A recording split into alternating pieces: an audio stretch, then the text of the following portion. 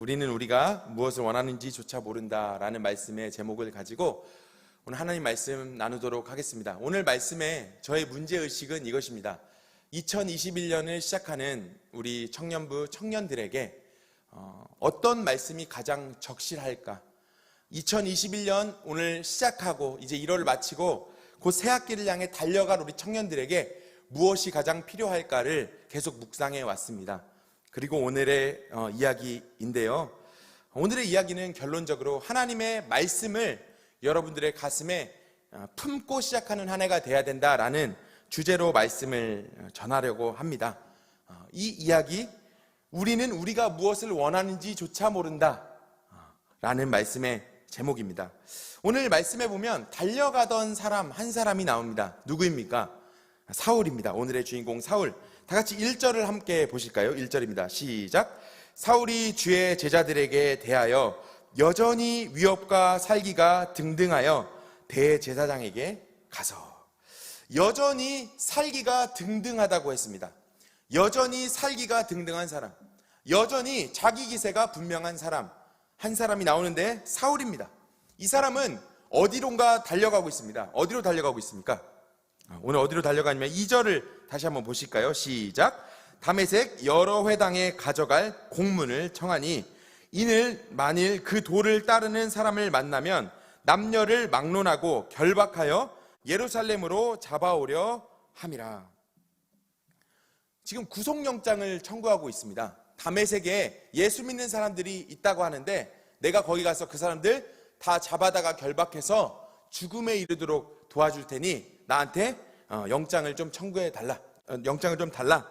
그래서 공문을 청해서 지금 예수 믿는 사람을 만나려고, 잡아 죽이려고 얼마나 열심히 있냐면 지금 있는 곳에서, 이 다메섹은 230km나 떨어져 있는데 거기를 향해 지금 가고 있는 모습입니다. 여전히 살기가 등등한 사람, 여전히 누구라도 예수 믿는 사람 있으면 잡아 죽이려는 사람 사울이 나오고 있습니다. 이 사람은 사실 무엇을 향해 달려가고 있습니까? 이 사람 나름대로의 성공을 향해 달려가고 있는 것 보이십니까? 이 사람 나름대로의 자기 가치관의 성공을 위해서 지금 달려가고 있습니다. 이 사람은 오늘 다행히도 운이 좋게도 학벌도 좋고 배움도 많이 배웠고 많은 사람들이 두려워하고 인정할 만한 그런 위치에 있는 사람이었습니다. 그래서 이 사람은 자기가 성공할 수 있다는 확신을 가지고 있었던 것으로 보입니다. 그래서 여전히 살기가 등등할 수 있었습니다. 여전히 살기와 위협이 등등한 채로 영장을 청구하고 내가 믿는 바대로 나는 갈 거야. 나는 성공을 향해서 갈 거야. 내가 믿는 바대로 시원하게 보여줄 거야 라는 모습으로 달려가고 있습니다. 그렇죠? 사울의 모습이 느껴지십니까? 그런데 저는 이 지점에서 이 사울을 보면서 묘하게도 한쪽이 닫혀있다라는 느낌을 받게 됩니다. 너무 과신한 나머지 어딘가 불안해 보이는 구석을 저는 보고 있는 것입니다. 여러분 그거 아십니까? 너무 과한 확신에 처해 있는 사람, 너무 자기 자신을 너무 과신하는 사람에게는 오히려 어쩐지 모르는 불안을 보게 됩니다. 그렇죠? 사도 바울이 바로 너무 과한 확신, 여전히 등등한 그 모습 속에서 이 사람만의 어떤 성이 형성되어 있음을 봅니다. 자신만의 어떤 성, 그렇죠? 닫힌 성, 영어로 하면 closed castle이죠, 그죠? 진짜 고수들은 사실은 훤히 트여져 있는 오픈된 대지를 보여줍니다. 오픈된, 누구든지 와라, 오픈된 광야, 누구든지 와서 여기서 먹고 마시고 나랑 얘기하자라고 하는 게 고수입니다, 사실은. 그렇죠? 그런데 사도 바울은 어쩐지 모르게 자기가 너무 확신하는 어떤 내용을 향해 확실하고 강하게, 과하게 달려가고 있습니다. 성공을 향해서 자기 딴에는 달려가고 있는 모습이거든요. 사도 바울. 그가 사울이 이름이, 그죠? 고시 패스한 친구가 한 5년 만에 연락이 왔습니다. 맨 처음에 전화 받을 때는 굉장히 뜻밖이었습니다. 왜냐하면 이 전화가 오는데 저한테 전화가 전혀 올 것 같지 않은 사람에게서 온 전화였거든요. 저랑 잘 알고 있던 예전 저희 팀원이었긴 하지만 전화까지 할 정도로의 그런 사이는 아닌 사람이 한 5년 만에 전화가 왔습니다. 몇 년 전에. 그 전화가 한 5년 만이었어요. 그래서 오니까 누구야, 반가워, 어쩐 일이야, 잘 지내? 하면서 별 얘기 아직 주고받지 않았는데 이 친구가 저한테 이렇게 이야기를 하더라고요. 대뜸, 훈열아, 나 이번에 고시 패스했어. 그 말하려고 전화했어 라고 하고 전화를 끊는 겁니다. 한 5년 만에 전화를 와서 나 고시 패스했어, 그 말하고 싶어서 전화했어 라고 끊는 그 친구의 전화를 끊고 나서 제가 한참 생각을 했습니다. 이 친구가 나한테 이 전화를 왜 했지? 근데 곰곰이 생각해 보니까 이거예요. 제가 많은 이제 청년들이 이렇게 있던 그 이제 공동체에 책임을 맡고 있었던 자리에 있을 때 이 친구는 그 당시에 챙겨줘야만 했던 사람이었어요. 챙겨줘야만 했어요. 왜냐하면 고시를 오랫동안 준비하고 잘 안 되니까 돈이 없었겠죠, 청년이. 그러니까 돈이 없으니까 관계성이 막히고, 원래도 소심한 성격이었기 때문에 관계성이 좋지가 않았어요. 그래서 제가 구태여 챙겨주고 밥도 한 번씩 사주고 잘 왔지 이렇게 해줘야 와있던 그런 한 청년이었거든요. 친구였거든요. 근데 전화를 끊고 생각해 보니까 이 친구가 그때 그 당시의 상황이 마음에 안 들었었던 것 같아요. 아마도 제가 생각할 때는 자존심이 좀 상했었던 것 같아요. 같은 친구인데 저 친구는 많은 사람들 앞에 서서 저 사람들을 인도하고 이렇게 삽시다, 이렇게 기도합시다 막 이렇게 하는데 자기는 계속 챙김 당해야 되고 이렇게 끌려가는 것만 같은 것이 기분이 좋지가 않았었던 것 같아요. 저는 전혀 의식하지 못했었는데 이 전화를 받고 나니까 그게 느껴졌거든요. 그래서 저한테 왜 이걸 알렸냐? 그 팀의 책임자였던 저한테 이걸 알리면 예전에 팀 사람들도 다 알게 될 거를 기대하고, 혹은 최소한 내가 너한테만은 꼭 알려주고 싶었어라는 마음으로 그렇게 전화를 한 것 같아요. 그런데 뜻밖의 연락이었고, 그 뒤로 그 친구가 페이스북을 아주 적극적으로 하기 시작하더라고요. 그리고 계속해서 자기의 커리어를 이렇게 만들어가기 시작하더라고요. 꽤 많은 이동을 해가고 있었고요. 그리고 정말 묘하게도 그 페이스북에 자기가 옮겨다는 그 모든 주요한 그 법인들을 계속해서 올리는 걸 저는 이렇게 보게 됐어요. 그리고 되게 묘하게도 그 친구에게 그나마 제가 느끼고 있었던 그 친구의 그 신앙의 색깔은 그 페이스북에서 더 이상 살펴볼 수 없었어요. 그리고 그 친구의 그 사진에 계속 올라오는 것은 되게 과한 장소, 되게 과하게 좋은 술, 되게 과하게 좋은 음식들을 계속해서 먹고 즐기는 자기를 계속 올리는 것을 봤습니다. 저는 문득 이 말씀을 준비하면서 그 친구가 생각이 났습니다. 그 친구는 그때 당시 어디로 달려가고 있었던 걸까? 그 친구는 어디로 어떤 방향을 가지고 달려가고 있었던 걸까? 사실은 저는 그 친구가 사실은 조금 애처로워 보였어요. 사실은 오늘 사울만 달려가고 있는 것이 아닙니다. 오늘 제 친구만 어디로 달려갔던 것이 아닙니다. 오늘 여러분들 모두도 어디론가는 달려가고 있습니다. 좀 풀린 사람들, 좀 자기가 가진 게 괜찮은 사람들은 성공을 향해 뛸 수 있습니다. 그래서 허세로 잘 나간다는 것을 보여주려고, 나 좀 괜찮게 산다는 것을 보여주려고 그리로 보통 달려갑니다. 아주 강한 자기 확신을 가지고 달려가죠. 그런데 정확히 같은 부류이긴 하지만 좀 나갈 게 없는 사람들은 완전히 같은 부류이긴 하지만 완전히 반대 방향으로 달려가기도 합니다. 그것은 무엇이냐면 슬픔의 자기 연민, 혹은 지독한 자기 컴플렉스를 은폐하려는 방향으로, 혹은 바닥인 내 자존감을 들키지 않으려는 그 어떤 방향으로 그 나름대로의 괜찮은 성공을 향해서 각자 달려갑니다. 그게 성공이든 자기만의 땅굴이든 동굴 속이든 어디론가 달려가고 있다는 것이죠. 모양은 달라도 다 자기 방식대로 뛰고 있는 사람들입니다. 우리 모두가 어디론가 뛰고 있습니다. 여러분 어디로 뛰고 있습니까? 오늘 여러분의 삶의 방향은 어디로 달려가고 있습니까? 재미입니까? 성공입니까? 아니면 내 낮은 자존감입니까? 무엇을 위해 여러분 오늘 달려가고 있습니까? 사울에게서 우리는 우리 인생을 봅니다. 사울의 이 열심 속에서 우리 열심을 보는 것입니다. 내 성공, 내 허세, 아니면 내 의로움, 아니면 내 상처, 내 좌절, 내 연민, 내 비참함, 이것들에 대해서 우리는 나름대로는 달려가는 나이입니다. 그게 바로 우리의 20대입니다. 그런데 오늘 아주 변곡점이 나오게 됩니다. 달려가던 그 사울이 자신의 인생에 대해서 여전히 등등해서 과신하던 그 사울이 멈추는 지점을 우리가 보게 됩니다. 그가 매우 확신에 차 있었던 것을 생각하면 그의 멈춤은 상당히 뜻밖입니다. 그가 굉장히 아주 기세가 등등해서 사람들을 죽이러 가던 그 모습을 생각하면 그의 갑작스러운 멈춤은 우리가 이해하기 힘든 지점입니다. 4절을 한번 보실까요? 같이 읽겠습니다. 시작. 땅에 엎드려져 들음에. 여기까지 읽으시죠. 갑작스레 그렇게 자신의 삶을 향해서 확신 있게 달려가던 사울은 갑자기 땅에 엎드려져 있습니다. 그리고 9절을 한번 보실까요? 시작. 사흘 동안 보지 못하고 먹지도 못하고 마시지도 아니하리라.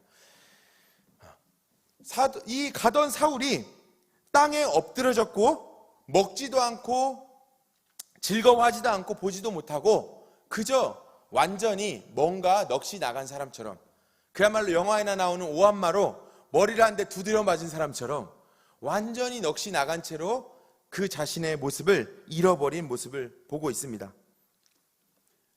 엎드려진 것이죠. 완전히 깨진 것입니다. 무엇이 이렇게 이 사람을 만든 것입니까? 이 사람은 지금 영혼에 어떤 지진이 일어난 것이거든요. 아주 자기가 확신하던 자신의 길이 있었어요. 자기가 자기 인생을 계획했고 자기가 확신 속에서 그 무엇인가를 향해서 어쨌든 달려가고 있었어요. 그런데 오늘 사울은 완전히 멈춰버린 것이죠. 완전히 넋이 나가버린 것이죠. 먹지도 않고 보이지도 않고 그냥 땅에 엎드려져 있습니다. 이 사람은 무슨 상황을 만난 것일까요? 결론적으로는 이 사람의 영혼이 흔들린 두 가지 이유를 생각해 볼 수 있습니다. 이렇게 정리를 할 수 있는데요. 첫 번째는 실존적으로 하나님이 계시다라는 어떤 강력한 존재 경험을 한 것이 분명합니다. 하나님이 있다고 한 번도 생각해 본 적이 사실은 내면에는 없었는데 실존적으로 하나님을 경험했던 것이 분명합니다. 그리고 두 번째는 그의 영혼 속에 어떤 메시지가 들렸던 것입니다. 어떤 메시지. 한번 이 말씀을 찾아보시죠. 3절을 우리가 다 같이 한번 읽겠습니다. 시작. 사울이 길을 가다가 다메섹에 가까이 이르더니 호련히 하늘로부터 빛이 그를 둘러 비추는지라. 호련히 하늘로부터 빛이 임했습니다. 이것은 사도 바울이 단 한 번도 보지 못한 것이었고 상상하지도 못한 것이었고 기대한 적도 없는 어떤 것이었습니다. 그 호련한 빛 앞에서 그는 그 어떤 내가 여태까지 알고만 지냈던 그것과 다른 또 다른 존재가 있다는 그 아주 강력한 사실을 경험하게 된 것입니다. 그리고서는 어떤 한 음성이 들려옵니다. 메시지죠. 4절을 보시죠. 시작. 땅에 엎드려져 들음에 소리가 있어 이르시되 사울아 사울아 내가 어찌하여 나를 박해하느냐. 예수님이 이 사람은 예수가 없다라고 생각했고 예수는 가짜라고 생각했고 자신의 삶은 그것을 향해 아주 확신 있게 나아가는 사람이었는데 그가 또 다른 존재인 예수 그리스도의 음성을 듣게 된 것이죠. 이것은 우리가 단지 문자적으로만 이해해서는 좀 곤란합니다. 이 지점은 기독교 신앙의 정수이고 여러분들이 반드시 이 지점에서 멈춰서 궁금해해야 되는 지점인 것이 분명합니다. 성경에서는 꾸준히 이런 지점들을 우리에게 보여주고 있고 가르쳐주고 있는데요. 그것은 인간이 그저 관념적으로 깨뜨려져서 예수를 믿는 것이 아니라 그의 실존이 어떤 하나님의 존재를 체험하며 어떤 뚜렷한 자신을 향한 어떤 메시지를 보내고 있다는 사실을 경험한다는 것을 여기서 잘 지켜봐야 됩니다. 체험과 메시지가 동시에 온다는 것입니다. 이것이 있었기 때문에 사도 바울은 얼빠진 정도로 영혼의 지진이 일어나서 완전히 멈춰버렸던 것이죠. 여러분 예배가 뭐라고 생각하십니까? 예배는 우리의 영혼이 이렇게 사도 바울처럼 하나님 앞에 고꾸라지는 것을 의미합니다. 예배가 뭔지 아십니까? 도저히 우리가 감당할 수 없는 하나님에 대한 존재가 경험되고 그가 존재가 그 경험됨으로써 내 안에 말씀하시는 어떤 강력한 메시지, 내가 이렇게 살아있다, 네가 여태까지 살았던 삶이 틀렸다, 내가 여기 이렇게 살아서 여기 있다, 난 누구냐고? 네가 박해하던 예수다 라는 그 음성이 우리 가운데 들려올 때 우리의 영혼은 엎드려지는데요, 엎드려질 수밖에 없는데요, 바로 그것이 예배입니다. 여러분의 오늘 예배는 어떻게 드려지고 있습니까? 왜 교회가 왜 이렇게 다투고 싸우고 소란이 많죠? 왜 교회가 이 세상에 빛이 되지 못한다고 하죠? 예배가 안 드려지기 때문에 그렇습니다. 이 기독교 신앙의 정수인 예수 그리스도에 대한 체험과 그 영혼에 들려오는 메시지가 완전히 사라져버린 교회이기 때문에 다툼이 있고 분쟁이 있고 이 세상에 빛이 되지 못하는 것입니다. 인간 실존이 하나님의 실존을 경험할 때 그는 엎드려질 수밖에 없습니다. 그는 고꾸라질 수밖에 없습니다. 오늘 우리가 드리는 이 예배, 제가 선포하는 이 말씀을 통해서 제가 하고자 하는 것은 다른 것이 아닙니다. 바로 사도 바울이 그의 영혼에 달려감을, 그 모든 것을 완전히 멈추고 완전히 망치로 머리를 맞은 사람처럼 멈춰서서 엎드려서 말할 수도 들을 수도 그 무엇도 할 수도 없는 그 엄청난 실존의 상태를 경험하기를 바라며 이 예배를 인도하고 있는 것입니다. 그는 예수의 존재를 만나자마자 그의 가치관이 변화될 수밖에 없다는 것을 경험했습니다. 멈춰서서 예수가 계시다는 그 사실 하나에 꽂혀서 그의 영혼은 단 한 번도 믿지 않았던 그 예수가 자신의 영혼을 붙들어 오는 것을 경험했다는 것이죠. 그 아이폰과 아이패드를 만든 사람이 누군지 아시죠? 누굽니까?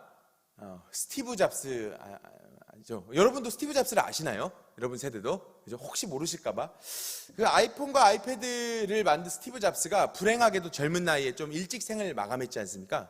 이 사람이 죽었을 때, 이 사람이 생을 마감했을 때 이 사람에 대한 수많은 전기들과 영화들이 많이 나왔었습니다. 이 사람의 삶을 조명했던, 그때 당시에 저도 스티브 잡스의 전기를 그대로 영화한 그 영화를 저도 바로 곧장 봤었습니다. 거의 아무도 보지 않는 영화인데 제가 가서 봤거든요. 그런데 굉장히 스티브 잡스가 괴랄한 성격이더라고요. 굉장히 자기중심적이고 아주 강력한 성격이었어요. 그러니까 일을 이루기 위해서 관계가 깨지는 것까지도 막 하지 못하는, 막 그렇게까지 해버리는 그런 성격이었어요. 그리고 막 자책하고 힘들어하고. 그런데 이 영화에서 제가 아주 깊이 인상적인 어떤 대사 한마디가 있었어요. 이 대사는 스티브 잡스가 한 이야기였는데 바로 아이폰이 나오기 직전에 있었던 애플사의 갈등 속에서 나온 이야기입니다. 스티브 잡스는 스마트폰이라는 게 이 세상에 나올 것이며 그것이 세상을 바꿀 것이라는 강력한 믿음을 갖고 있었어요. 그런데 그 애플사에 있는 그 모든 사람들이 그것을 믿지 않는 것이에요. 아무도 믿지도 않고 그것이 될 수 있다라고 생각하지 못하는 것이에요. 그래서 스티브 잡스가 아주 막 분노하면서 이야기합니다. 당신들은 보지 못하는 세계에 대해서 아무것도 못 보고 있다고. 그러면서 이렇게 이야기합니다. 소비자는 자신이 무엇을 원하는지조차 모른다. 우리가 그 제품을 내놓았을 때만 우리에게 저것이 필요했구나를 알게 된다 라는 그런 말을 합니다. 모든 소비자는 정말 그 제품이 상상하지도 못했던 그 제품이 나왔을 때 비로소 정작 자기가 그것을 매우 원한다는 사실, 그걸 봤을 때만 알게 된다는 것이죠. 저는 이 지점, 이 이야기에서 똑같은 이야기를 드리고 싶은 것입니다. 우리가 인간이 잘 모릅니다. 인간은 자연인으로 태어났을 때부터 죄 중에 태어나기 때문에 하나님을 우리는 잘 모릅니다. 그래서 우리는 나름대로의 계획을 가지고 삽니다. 마치 오늘의 사울처럼요. 나름대로의 성공 계획을 갖습니다. 제법 괜찮은 책들을 읽고 제법 괜찮은 강연을 들으면서 우리의 삶을 계획을 하는 편입니다. 여러분도 그렇죠? 그런데 사도 바울도 그런 사람들이었고 오늘 20대를 살아가는 여러분들도 다 그럴 줄로 압니다. 그저 열심히 그럭저럭 달려가면 거기에 성공이 기다리고 있고 거기에 내 이 비참한 모습을 감추는 어떤 것이 있을 거라고 생각하며 그럭저럭 달려갑니다. 사람들은 예수님을 진짜 만나기 전까지는 그렇게 산다라는 것이죠. 그래서 교회 20년을 다니고 30년을 다녀도 이 예수님을 단 한 번도 제대로 경험하지 못하면 정말로 예수님으로 내 중심의 삶을 세우는 일은 단 한 번도 벌어지지 않습니다. 저는 여러분들의 영혼에 이 음성이 들려지게 되기를 바랍니다. 나는 네가 핍박하는 예수다. 네가 단 한 번도 있다고 생각하지 못한 예수다. 나는 네가 이렇게 이 교회를 20년째 다니고 있어도 단 한 번도 나로 인해서 네가 내 인생 계획을 못 세워봤지. 넌 나이가 없다고 생각했지. 나를 진짜로 만나본 적이 없기 때문에 설마 그런 일이 없다고 생각했지. 나는 네가 핍박하는 예수야. 내가 여기 있어. 네가 그렇게 나를 없다고 하는데 난 여기 이렇게 있어. 라는 이 음성이 여러분들의 영혼 가운데 들려야 된다라는 것입니다. 여러분, 왜 그토록 코웃음 쳤습니까? 왜 교회 다니면서도 예수님 없다고 생각했습니까? 여러분, 교회를 다니긴 다녀도 왜 조금도 여러분의 삶들은 변할 수 없었습니까? 왜냐하면 오늘 드리고 싶은 말은 이것인데요, 여러분이 경험한 말씀이 없기 때문에 그렇다는 것입니다. 경험된 말씀이 없다라는 것입니다. 만난 하나님이 없다라는 것입니다. 여러분들이 모든 교회를 이렇게 많이 다녀도 여러분들이 계속해서 공허한 이유는 여러분이 만난 하나님이 없기 때문입니다. 교회가 무기력한 이유가 무엇입니까? 교회가 세상에서 이렇게까지 욕을 먹는 이유가 무엇입니까? 경험된 말씀이었기 때문에 그렇습니다. 교회에서 하나님을 만나는 일들이 사라져 버렸기 때문에 그렇습니다. 조금도 우리는 자기중심성이 깨지지 않습니다. 교회 밖에서는 이렇게 혀를 차고 있는데도 우리는 교회 안에서 우리끼리 쌈박질도 잘하고 내가 교회 몇십 년 다녔네 하면서 이야기 잘합니다. 교회 어른들 여전히 봐도 나는 장로임네, 나는 권사임네, 내가 안수집사임네 하면서 여전히 그런 얘기만 하고 있습니다. 교회 청년들마저도 내가 만난 예수는 전혀 들리지 않고 내가 교회에서 뭡니다, 이런 얘기를 하는 것을 보게 됩니다. 교회 논리 안에 철저히 갇혀 있는 것이죠. 제가 여태까지 말했던 자기만의 성을 쌓고 달려가는 사울과 같은 모습입니다. 교회는 다니지만 고시를 패스하고 자기를 과시하고 자기의 이력들을 계속 쌓아가면서 자기가 진짜 원하는 것을 보여줬던 제 친구에게서 보는 씁쓸함을 저는 교회 다니는 여러분에게서도 많이 느낄 때가 있습니다. 여러분은 진짜로 누구입니까? 여러분은 진짜로 어디를 향해 달려가고 있습니까? 여러분들이 만난 예수님은 도대체 어디 있습니까? 누구십니까? 저는 이런 점에서 아주 진실한 마음으로 여러분에게 말씀드리고 싶습니다. 말씀은 지식이 아닙니다.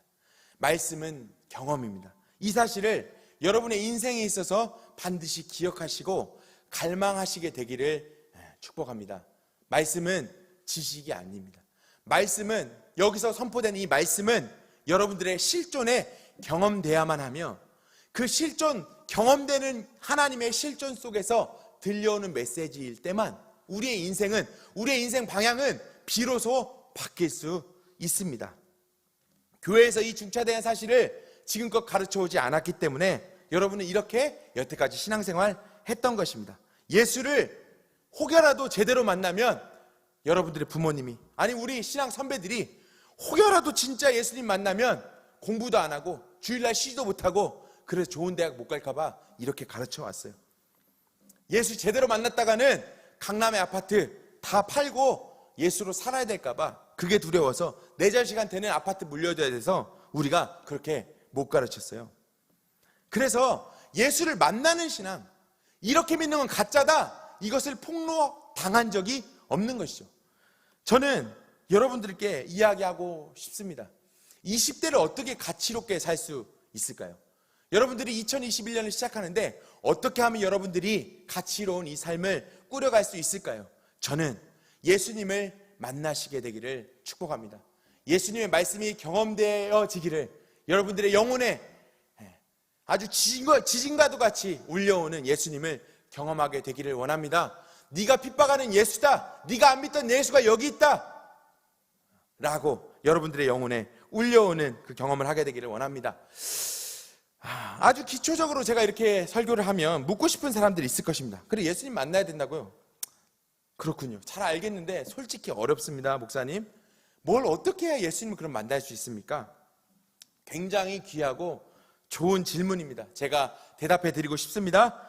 지금 그 질문을 하게 된 그 자리를 꼭 지켜주십시오. 2021년 여러분 다른 거 결심하지 않아도 이 말씀이 들려오는 자리, 여러분들이 그 질문을 하게 된 이 자리, 여러분들의 목자가 여러분을 챙겨주는데 왜 나도 날 위해 기도하지 않는데 저 목자가 날 위해 기도한다고 할까? 라고 궁금증을 불러일으키는 그 자리에 여러분 머물러 주시기를 결심하십시오. 바로 그 자리에서만 여러분들은 하나님에 대한 궁금증을 얻을 수 있고 여러분들의 인생의 방향을 하나님께로 틀 수 있습니다. 그 자리를 지키는 것 말고는 방법이 없습니다.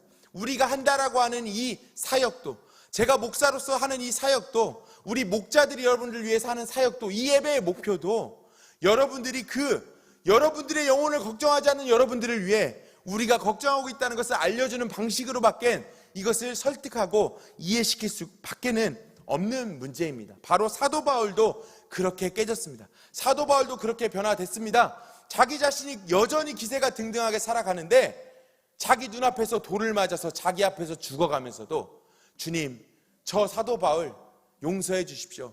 저 사람이 하는 짓을 알지 못합니다 라고 죽어가면서 기도하던 스데반이 사도 바울의 가슴에 분명히 의문점을 주었을 것입니다. 이렇게 설교하고 있지만, 이렇게 목자들이 여러분을 챙기고 있지만 저 사람 왜 저렇게까지 나를 붙들려고 할까? 저 사람 왜 이렇게 나한테까지 밥 먹자고 할까?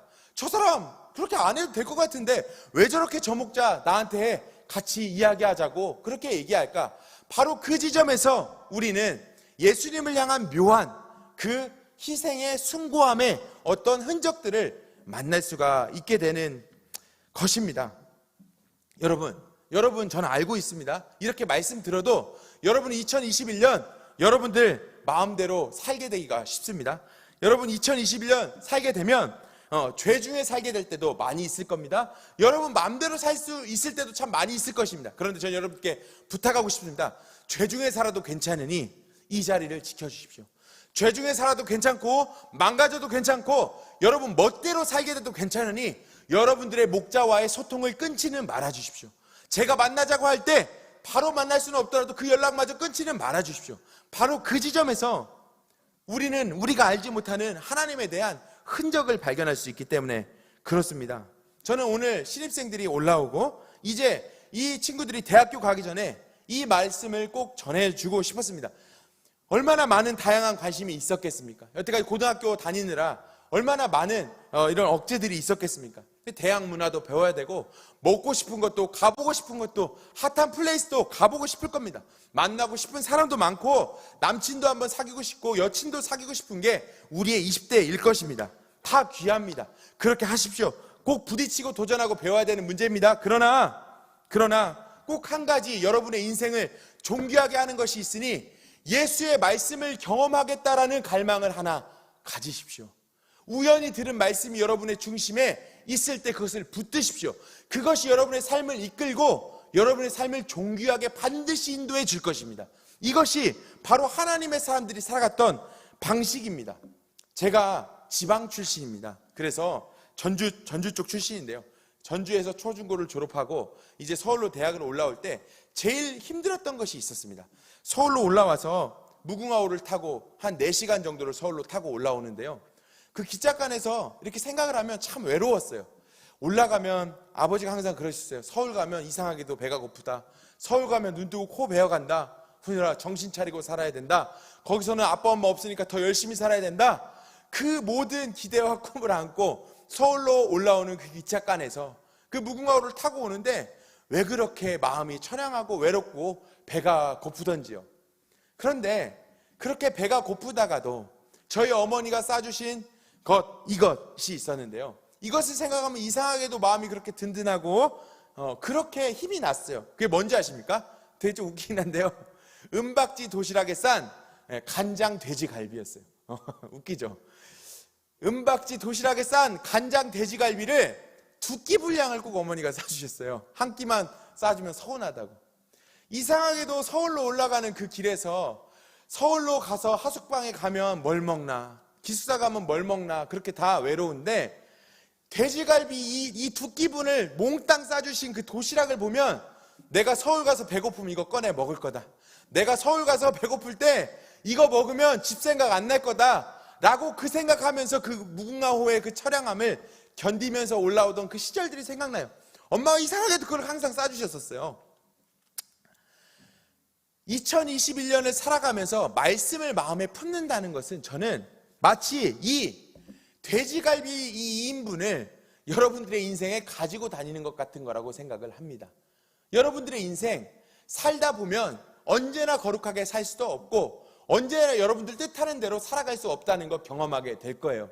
그러나 이 엄마가 싸주신 도시락 같은 이 돼지갈비 같은 이 말씀 한 구절이 여러분들에게 있어야 됩니다. 2021년을 살아갈 때 내가 이 자리는 지킨다. 하나님 나를 사울과 같은 나를 반드시 부르시기를 원한다.